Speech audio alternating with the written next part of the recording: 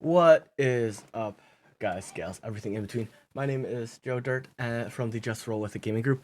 Today we are going to continue. As you can see, new clothes, new day. Yesterday was a lot of recording. We have an upload from yesterday that I recorded last night. I finished editing it today, and it is up on the channel. This will be covering over sorcerers and wizards, and then we will have some other videos covering the other feats, magic items, magic tattoos, and then DM's tools, as well as the puzzles. Those will be coming up in the following days. I wanted to get the bulk out. If you guys have any questions or concerns or any just more specific, like you want me to delve in deeper to certain things, we definitely can. I am super excited for it. Uh, Without further ado, guys, let's get into the video. But before we do, this is the alternate cover. I absolutely love this cover. It is amazing. I have it on my desk currently because I am looking through it. It's their covers are just amazing.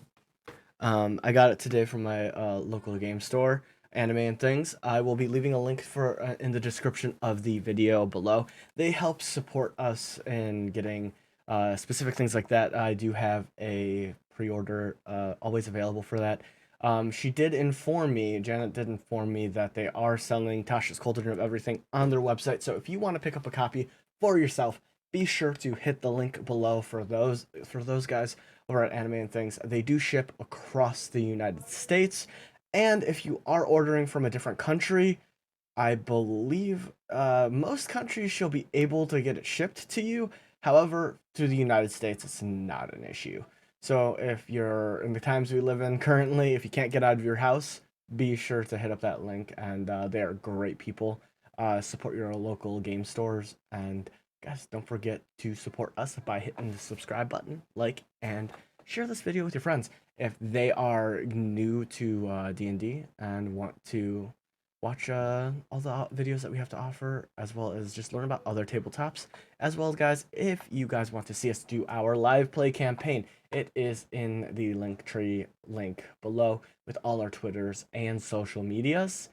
And guys, let's get into the video. All right, so we are going to go over the Aberrant Mind and the Clockwork Soul. So we're not going to go over the origins. Those are basic, just spark notes for your brain to be, hey, maybe you should try this out for this, this, this. If you're having trouble with creating a backstory, it's just to spark your brain and give you some ideas on that.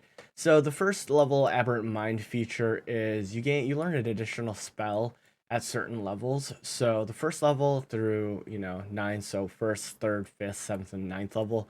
For first, you learn Arms of Hadar, Dissonant Whisper, Mind Sliver, Calm, which is good. I love Mind Sliver. I do like Mind Spike. That's a second level spell. I don't know if sorcerers learn Mind Spike. I'm pretty sure they do. But it's cool that you get Mind Sliver because it's really, really good. It's an intelligence save, and let's face it, not a lot of people have a great intelligence. So if you see that beefy barbarian, oh yeah, chances are it's gonna hurt. Let's just face it, it's gonna hurt. And they have Calm Emotions and Detect Thoughts.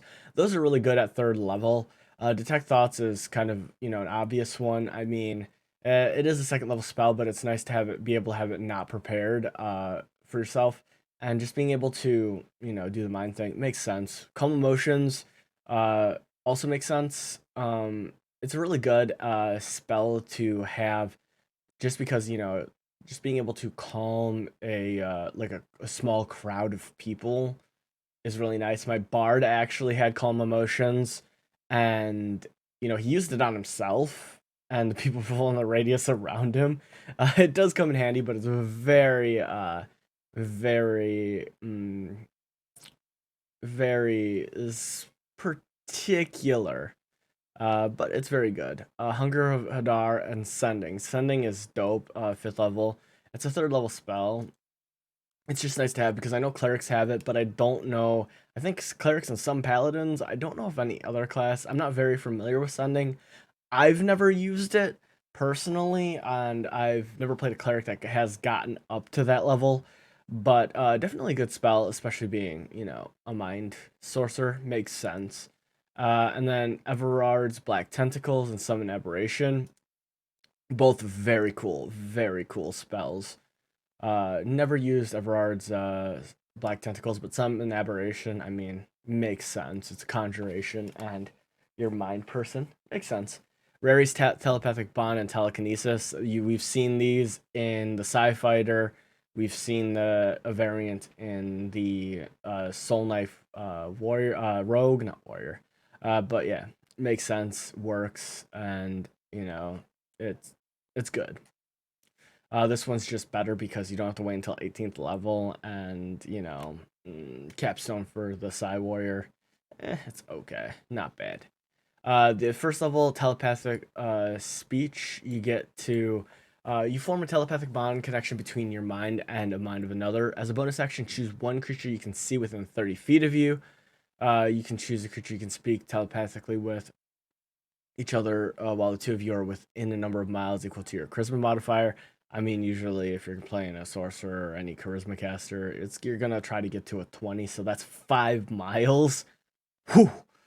To understand each other, you each must mentally speak in a language that the other knows. That makes sense. I mean, we've seen it before when you try to talk to some you know with a creature you can't understand. Doesn't work out too well too often. Oh man, this is a lot of talking, guys. Telepathic connection lasts for a number of minutes equal to your sorcerer level. So it's 1 minute at first level, 20 minutes at capstone if you make it to that far. It ends early if you're incapacitated or die, or if you use ability to form a connection with a different creature. So, I mean, effectively, if you have a well, no, barbarian would run in, but not too far. But say you have a rogue, and they are the assassin type. That's really cool. They go in. You guys stay 4 miles back. Nobody knows. You can still communicate. It's great. I like that a lot. Psionic Sorcery, 6th level Aberrant Mind feature. When you cast any spell of first level or higher from your Psionic Spells feature, you can cast it by expending a spell slot as normal or by spending a number of sorcery points equal to the spell's level. If you cast a spell using sorcery points, it requires no verbal or somatic components. It requires no material components unless they are consumed by the spell. I like this a lot because, with the sorcerer and the wizard, they made you seem impregnable, like you can't be counterspelled and stuff. I maybe still there, but um, I like this because you still can't be counterspelled. But before that was when it was a class feature where you can now cast spells without using that any material, verbal or anything. And if you didn't know, you have to be able to see what this person's casting in order to counterspell it. But now to be able to do that with sorcery points to, get off that high level spell. So if you spend 9 at like a ninth level spell, that's pretty dope. Like a ninth level, like, I don't know,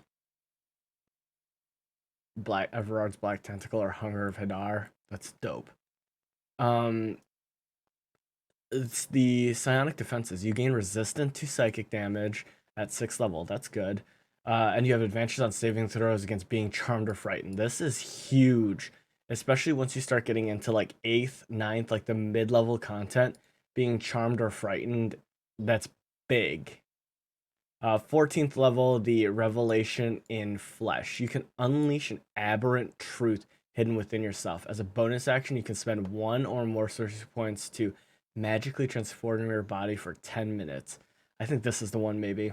For each sorcery point you spend, you can gain one of the following benefits of your choice.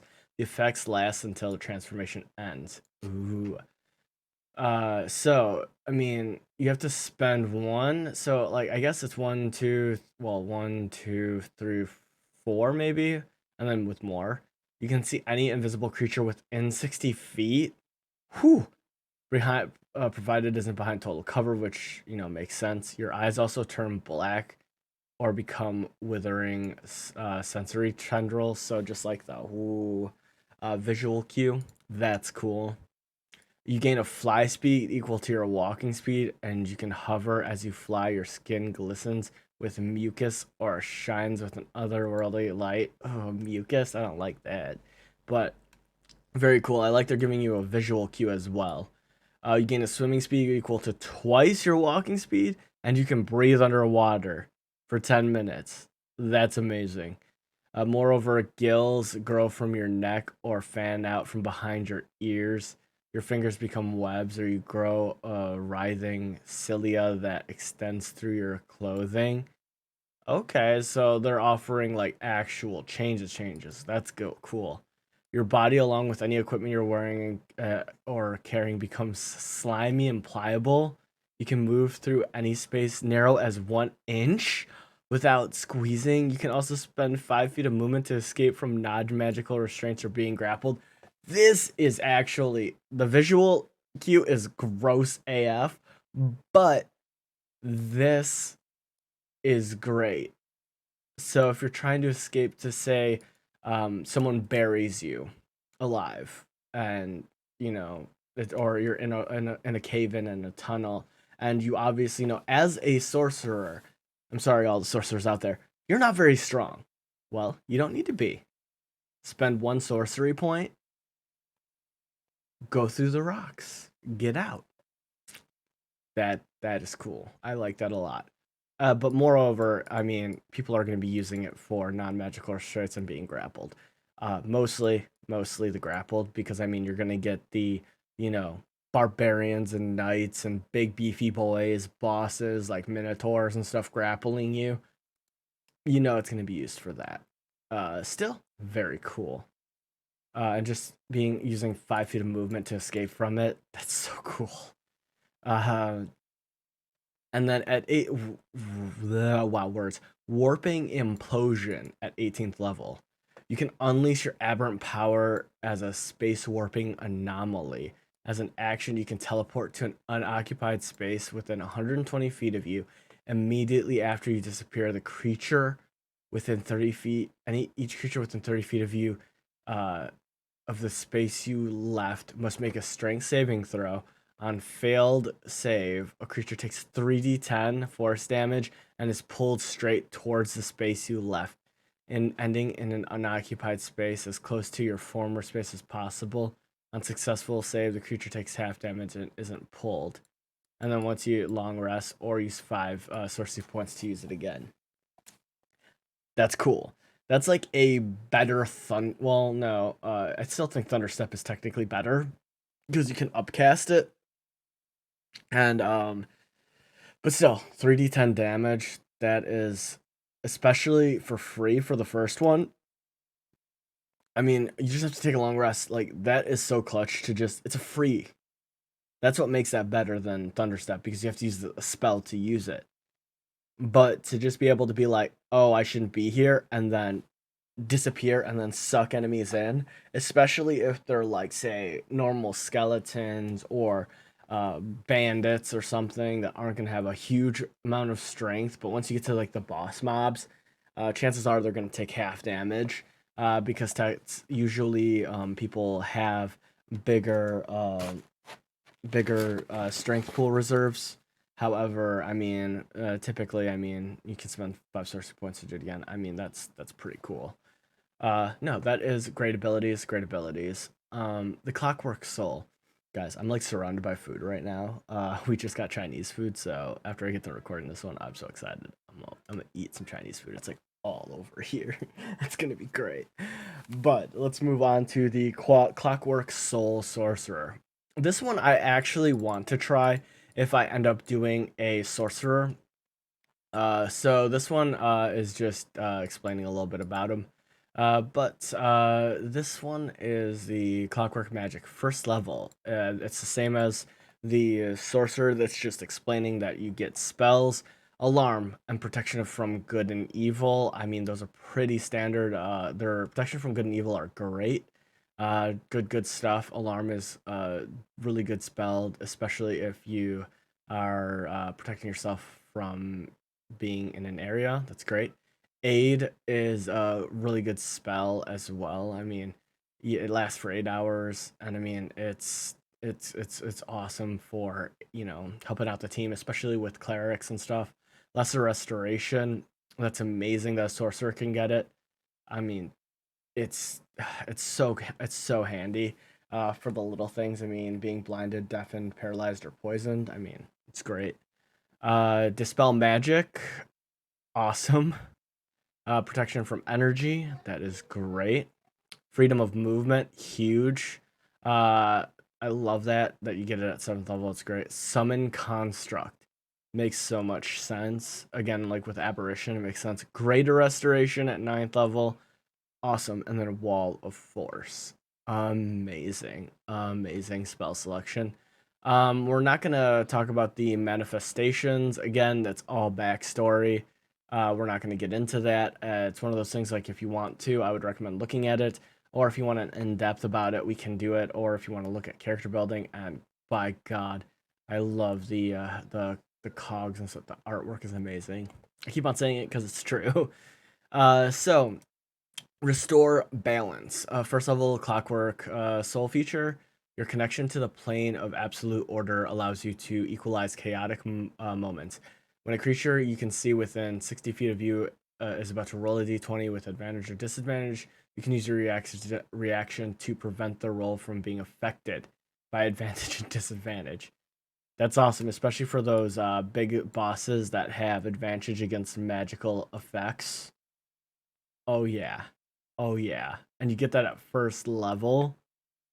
Heck yes. And the Raging Barbarian that has advantage on using strength weapons. No more. At least, to your proficiency bonus at first level, it'll be 2.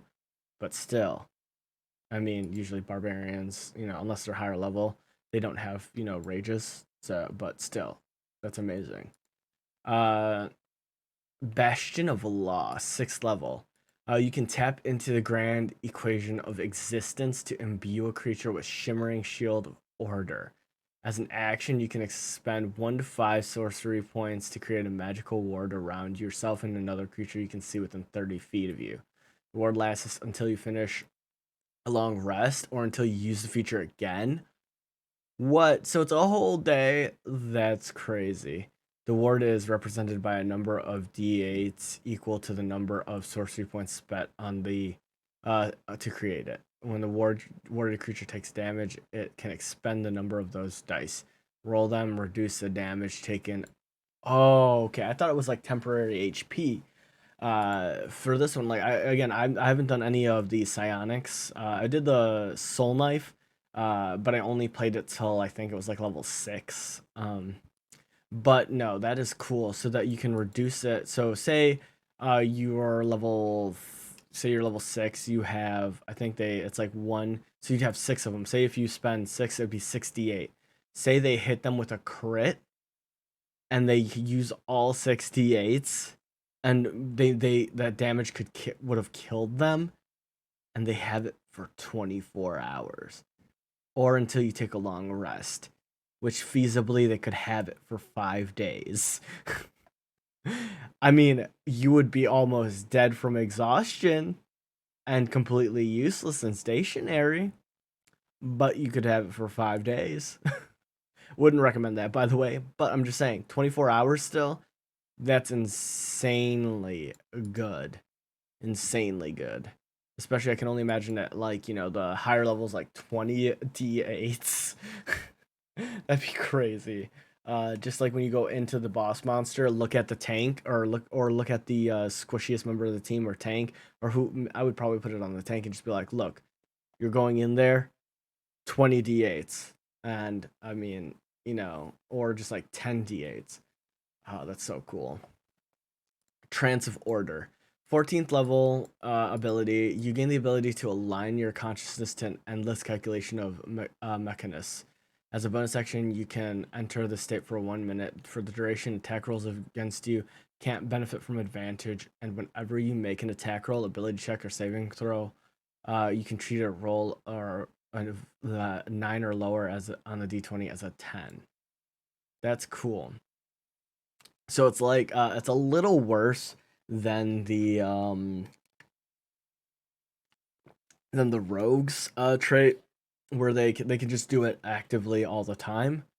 It's that kind of sucks that they don't get it. Like they have to spend. They use it once for free, but then you have to spend 5 sorcery points. I mean, eh, in my opinion, 14th level, it's cool, it's good, it's useful, but you align. You're just centering yourself, and then you get it once. It's okay. Uh, it's okay. I wish it was like a permanent feature at 14th level rather than having to spend sorcery points. But again, I mean, they're giving you a reason to spend sorcery points outside of combat, which still pretty cool. 18th level, the Clockwork Cavalcade. You summon spirits of the order to expunge disorder around you. As an action, you summon the spirits in a 30-foot cube originating from you. The spirits look like modrons or other constructs of your choice. The spirits are intangible and invulnerable. They create the following effects within the cube before vanishing. The spirits restore up to 100 hit points divided as you choose among. Oh my god. So you can heal your party. So if you have 4 party members, that's 25 HP a pop. That's cool. Any damaged object entirely in the cube is repaired instantly. Oh, cool. So if you have like say a bike, they can fix it. Like a motorcycle or something, I don't know. Or a carpet, magic flying carpet, broom, that's cool. Every spell or 6th level or lower ends on creatures and objects of your choice in the cube. So if someone is, say, like their use suggestion or charm person, yeah, it ends. That's cool too. So you get it once, and you can't use it again until you take a long rinse, or spend 7 sorcery points to do it again. Not bad.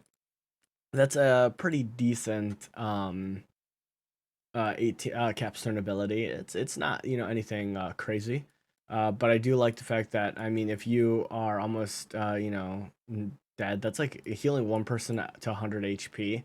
That's massive. That is massive, and the fact that you can do it as long as you have 7 sorcery points. So you say you have all your sorcery points, all your most of them. Say you have 14 sorcery points left. You can do it twice. Just go bam, and then you can heal for 200 HP for the entire party. That's cool. But let's go on to the next one. Let's go to the Warlock. Again, we're not going over the optional class features. We'll have that in a more depth. I've talked about a few of them because they were imperative for the class. But we'll go in depth more about them and maybe do a side by side of them in the Unearthed Arcana. But we will see. I'll probably just go over them and give my more in depth opinions potentially. Break them up into different videos so that way, make up 20 minutes and get all of my thoughts out without having to rush. The Fathomless is the first one that we're going to go through. We saw this in Unearthed Arcana.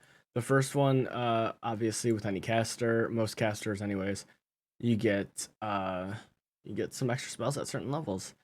Create or destroy water is cool. Thunderwave makes sense because water. A gust of wind, silence. Lightning bolt. Okay, sleet storm. Third. Ooh, control water and summon elemental. But you can only do water only. That makes sense. Yeah. Bigsby's hand appears as a tentacle, of course. Cone of Cold, cool.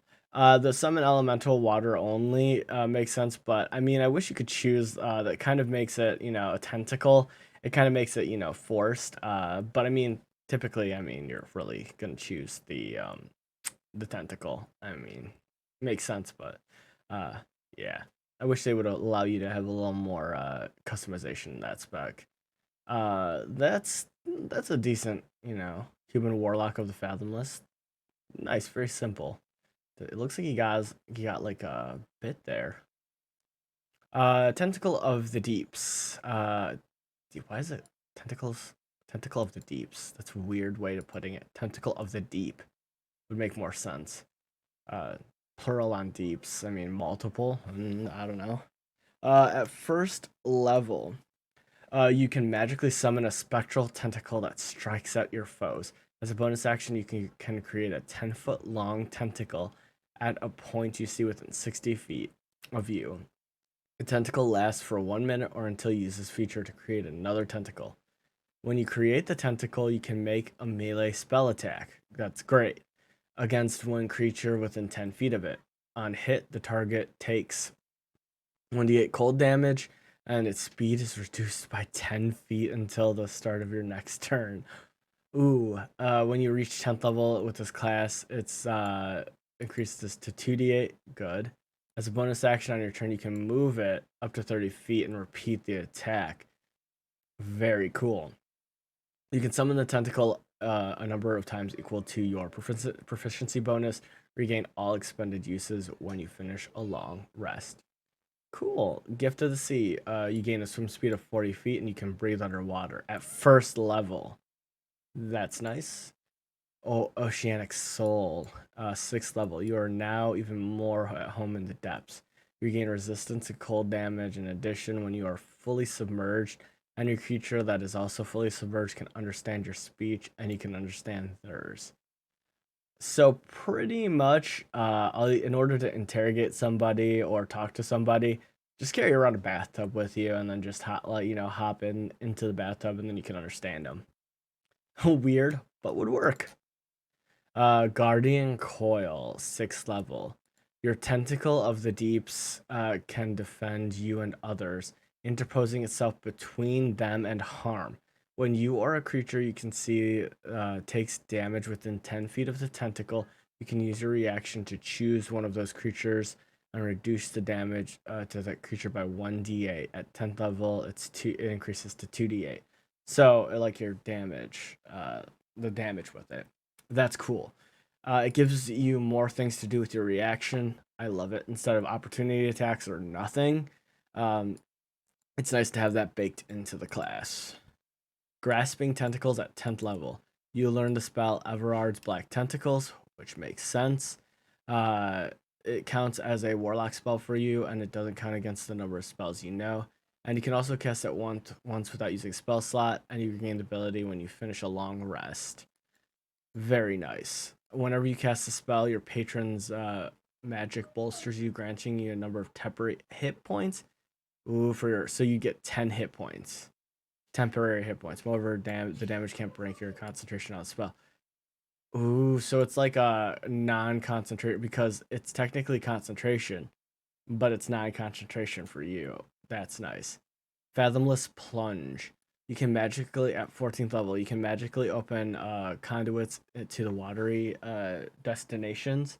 As an action, you can teleport yourself and up to 5 other willing creatures that you can see within 30 feet of you amid a whirl of tentacles.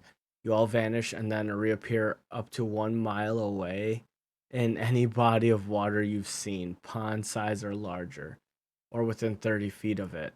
You can each appear in an unoccupied space of 30 feet of each other. Then this feature, you can't use it until you finish a short or long rest. That's cool. A 1 mile radius isn't too bad, but that's nice though. The Genie.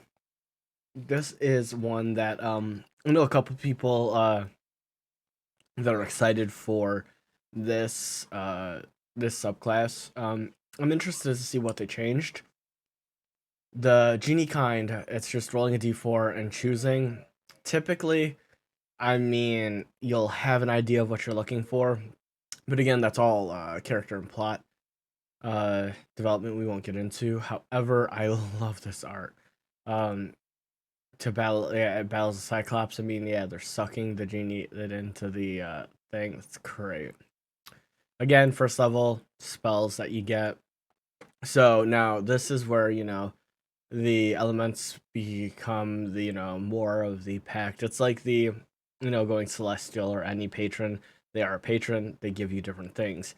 So the Genie spells, so you get Detect Good and Evil, Phantasmal Force, Create Food and Water, Phantasmal Killer, Creation, Wish, That's cool.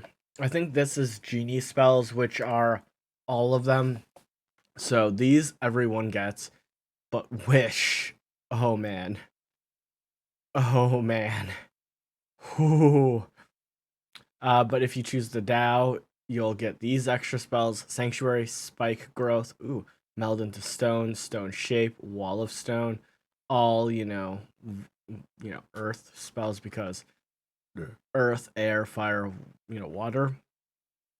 Uh, the Jin, you get Thunder Wave, Gust of Wind, Wind Wall, Greater Invisibility.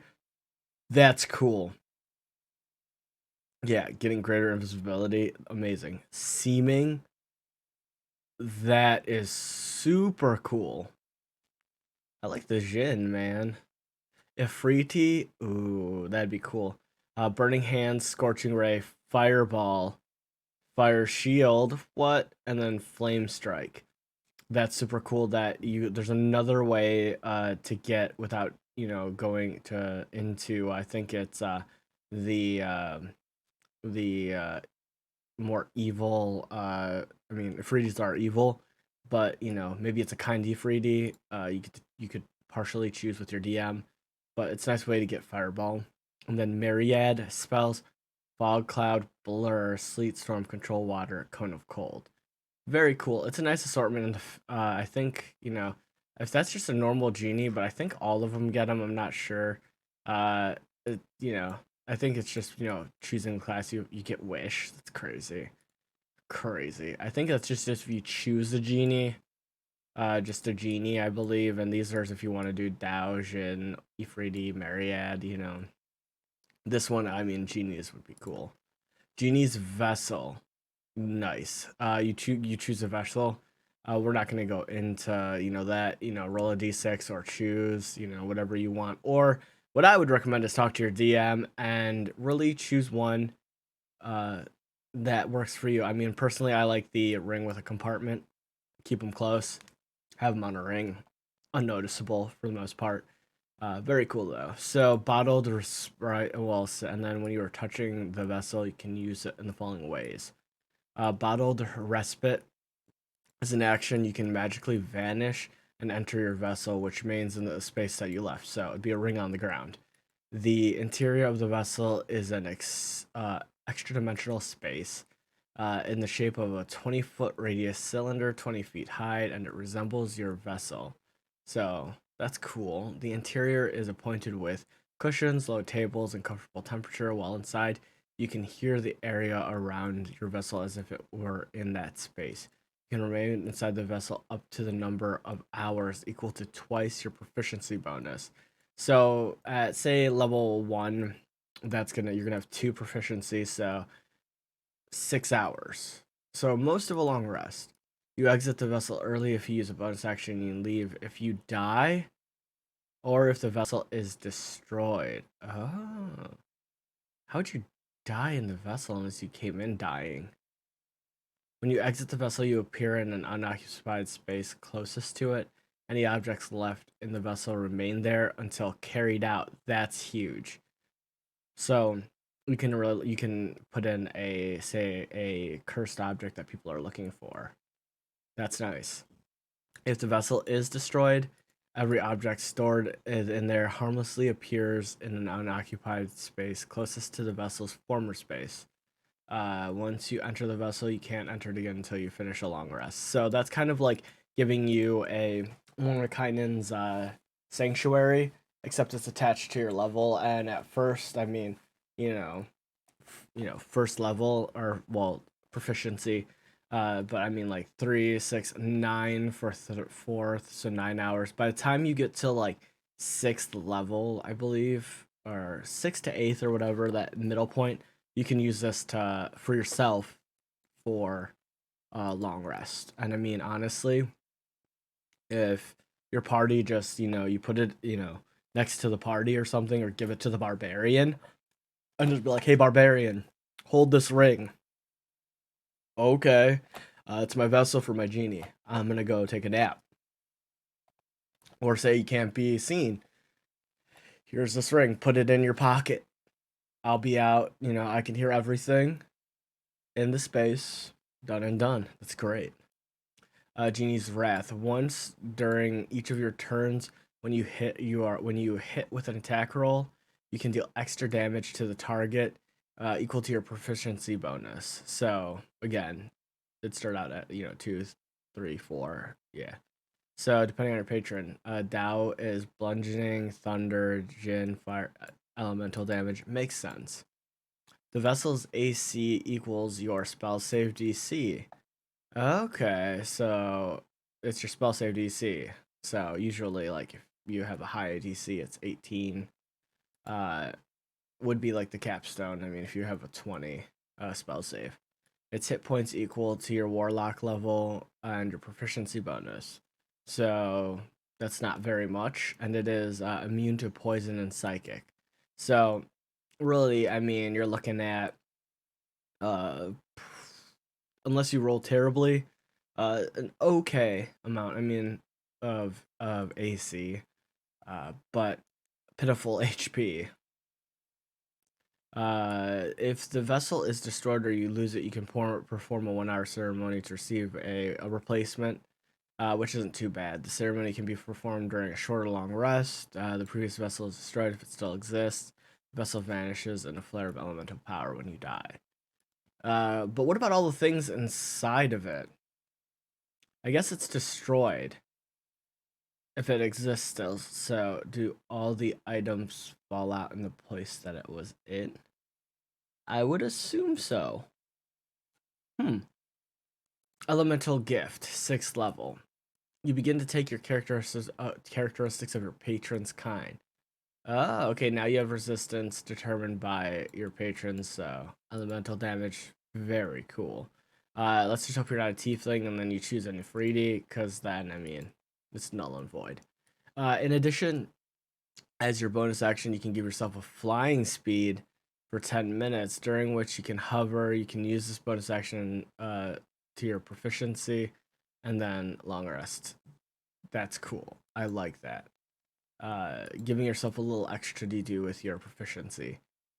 Sanctuary Vessel at 10th level. When you enter your Genie's Vessel via the Bottled Respite feature, you can now choose up to 5 willing creatures that you can see within 30 feet of you. And the chosen creatures are drawn into the vessel with you. This is dope because then it becomes, 30 hours at 10th level because it's 10 times 3. 30 hours that you and your team can be in there. Amazing. And if you have like it as a necklace or a ring, and then you're just like, okay, come on, guys.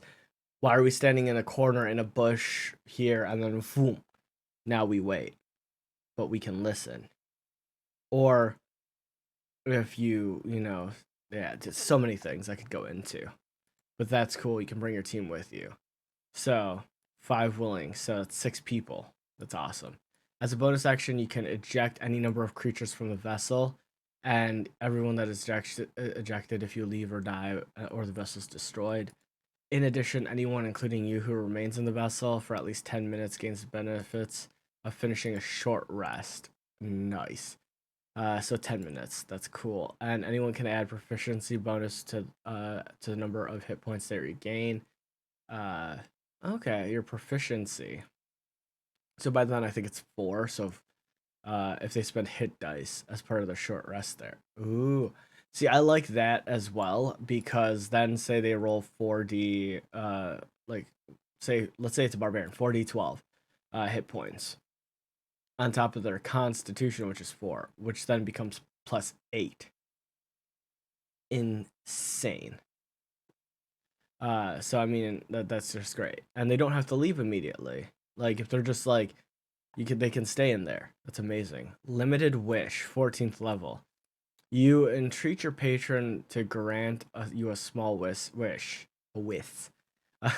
As an action, you can speak your desire to your genie's vessel, requesting the effect of one spell 6th or lower, and has a casting time of 1 action. This spell can be from any class's spell list. You don't need to meet the requirements in the spell, including costly components. The spell simply takes effect as an action. Okay, so yeah, you can't. You have a potentially 1 to 4 days where you can use it.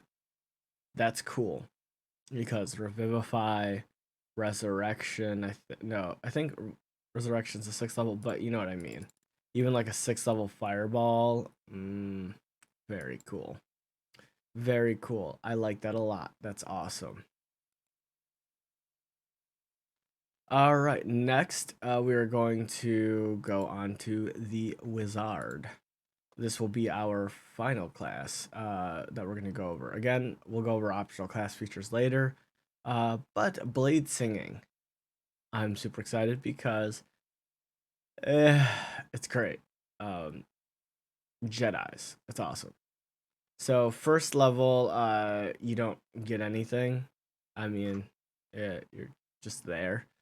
But second level, you get a feature. You gain proficiency with light armor, which you don't get as a wizard, but you do now, which is great, which is normal. You gain proficiency with one type of one-handed melee weapon of your choice. So, I mean, typically, it'd be a short sword, or if you want to go strength, long sword. A performance skill, nice. If you don't already have it, so you can get that performance. Nice. Blade Song, second level. You can invoke the elven magic called the Blade Song, provided that you aren't wearing medium or heavy armor. Creates that flowiness using a shield or using a shield. It graces you with supernatural speed, agility, and focus. You can use a bonus action to start Blade Song, which lasts for 1 minute. It ends early if you're incapacitated, if you don medium or heavy armor or a shield, or if you use two hands to make attack with a weapon.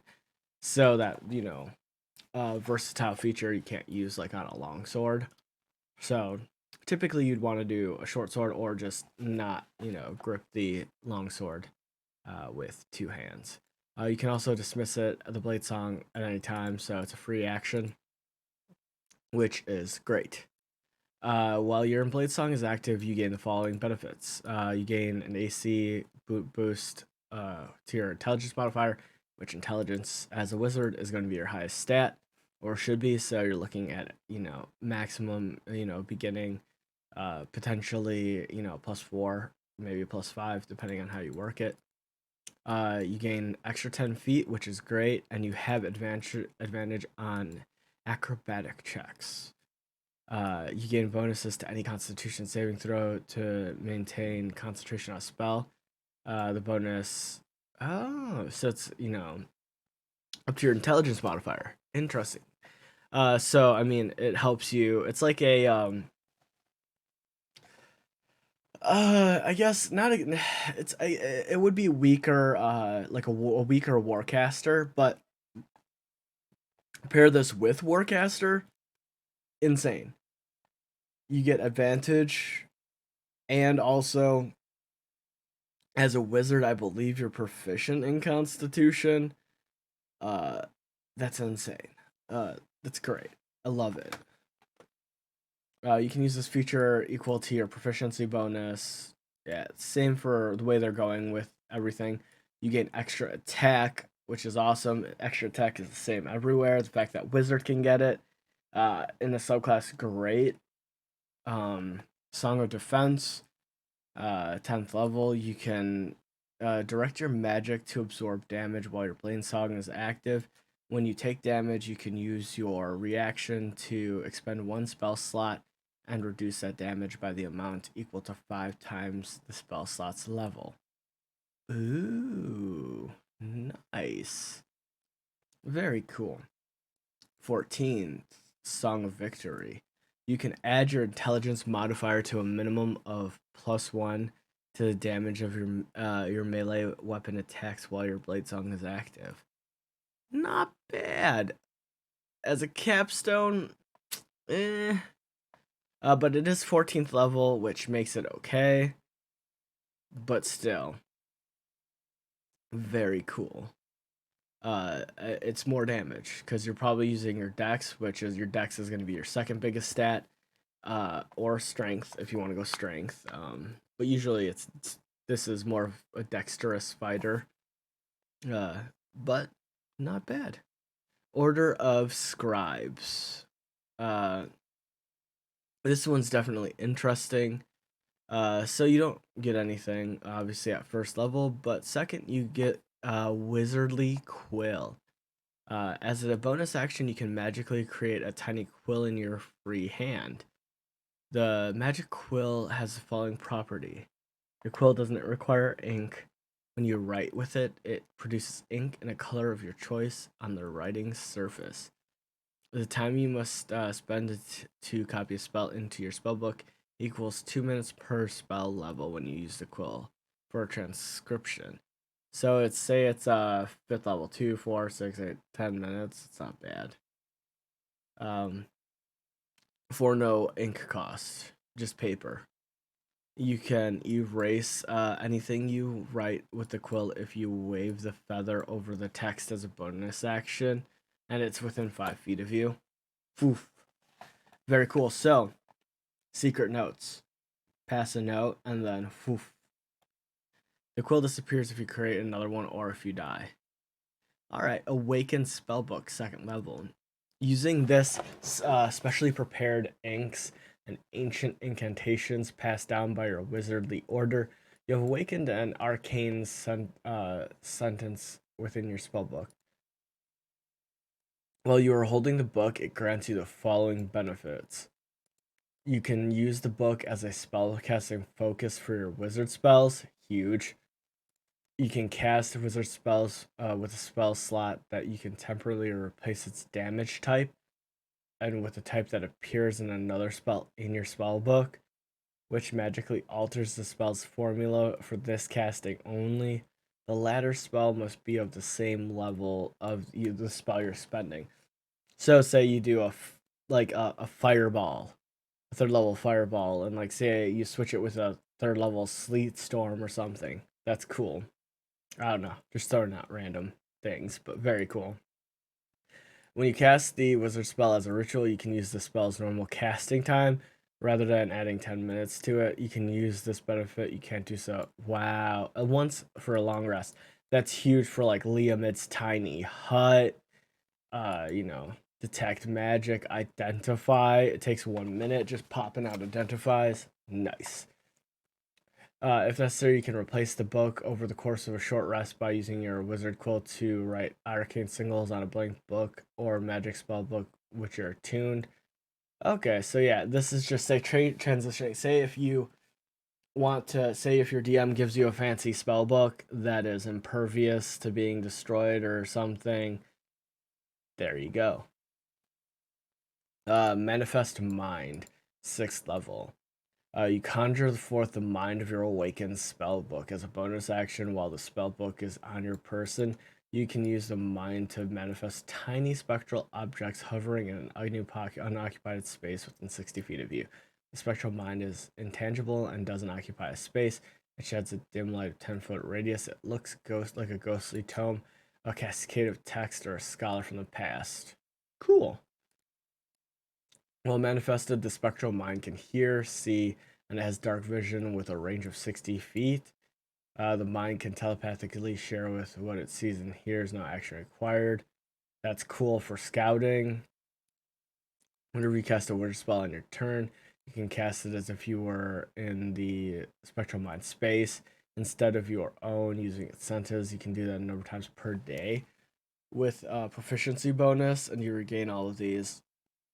That's really cool because I know quite a few like the arcane the trickster cleric. They can cast spells through theirs, which is great, but this also allows you to see, which is awesome. As a bonus action, you can have your spectral mind hover up to 30 feet to an unoccupied space that so it can pass through creatures but not objects. So through like the big beastie to another vantage point. That's great. So it has to be within 300 feet of you, which is great. Or if someone casts a spell magic, if it's destroyed or if you die, it will dissolve, and you get once. Oh, okay. That's cool. This I like this because you can do it once for free, and then first level you can bring it out again, like a first level spell slot. Like that's awesome. Master Scrivener, 10th level. Whenever you finish a long rest, you can create one magical scroll by touching your wizardly quill to a blank piece of paper or parchment, causing this one spell from your awakened spellbook to be copied to the scroll. Okay, so it must be within 5 feet of you when you make the scroll. So, I mean, if you have fireball, just create like you know, a whole bunch over the course of the time and have like 20, like third level. Yeah. Oh no, it has to be. There we go. The first or second level must have casting. Okay. Well, just you could do identifies or invisibilities. Still very cool. A little sad, but cool. Once in the scroll, the spell's power is enhanced, and then one level higher. Hmm. Reading it, so okay. It is untouchable by anyone else in spell advantage. Okay. So it's like giving you a free third level invisibility or something. That's nice. So they're all like first is second, second is third. Okay, so you are adept at crafting spell scrolls, and okay, and in order to create them, you use your wizardly quill. That makes all the sense. One with the word 14th level. Your connection with your awakened spellbook has become so unprofound that your soul has become entwined with it. While the book isn't on your person, you have advantage on arcana checks. The spellbook helps you remember magical lore. Moreover, if you take damage while your spellbook's mind is manifested, you can prevent all of the damage to you by using your reaction to dismiss the spectral mind using the magic to save yourself. Then roll a 3d6. The spellbook temporarily loses spells of your choice that have combined the spell level equal to that roll or higher. For example, if the total is 9, spells vanish from the book that have combined level of at least 9. That could be 1/9 level spell, 3/3, or any combination. If there aren't enough spells in the book to cover the cost, you drop to 0 hit points. Until you finish 1d6 long rest, you're incapable of casting lost spells, even if you find them on a scroll or in another spell book. After you finish your card number of rest, they reappear. You can use this reaction. You can't do yeah, so you can only do it like one a day. But I mean that's super clutch if you're about to take a banishment. No, it wouldn't work on a banishment. Say you're about to take Finger of Death or Power Word Kill. Sacrifice up to 9th level, like sacrifice the 3d6, spells. If it's a 3, choose like, 3 first level spells or, something. Who knows? But that is cool. I like it. I like it a lot. That's better than what it was before because before they weren't very clear on how you could re-get the spells, return the spells back, but it's, you know, almost a week. Like, so if you roll a 6, it's a week. You lose them for a week, which not bad. Considering it used to be pretty much forever and you couldn't cast the spells, or until the DM said so. And if you have a weird DM, maybe never. But yeah, guys, gals, everything in between and out of the spectrum. Thank you so much. My name is Joe Dirt from the Just Well with the Gaming Group, and that's going to be the end of our video. We've covered a lot in the past 2 days. Next, we'll be going over feats and then letting everything else settle, and then we're eventually going to get back into the optional class features. There are a lot of people out there covering them. I'll give my opinion once I look into them more. I'm currently reading them in the book. And then, guys, we're gonna go into feats, magical things, patrons, and DMs tools, and all that jazz. And then it'll be over the course of the time because I'm trying to focus on getting Tasha's out this week, and then we'll be back to our normal weekly streaming shenanigans, and then doing a once weekly video. That is the plan that I've been thinking of for this. So right now, this is new content, and I don't want to wait once a week to upload a video. So when new books come out, I will push out as much content as I can. But I'm excited for the rest of it. I am gonna go eat, and then we're gonna record more. So guys, I'll see you in the next one. Be sure to like, favorite, subscribe. Check the link for anime and things in the description below. My name is Joe, and it's been a blast. But it's time to go get some noms, guys. Gals, have a wonderful rest of your night. Bye.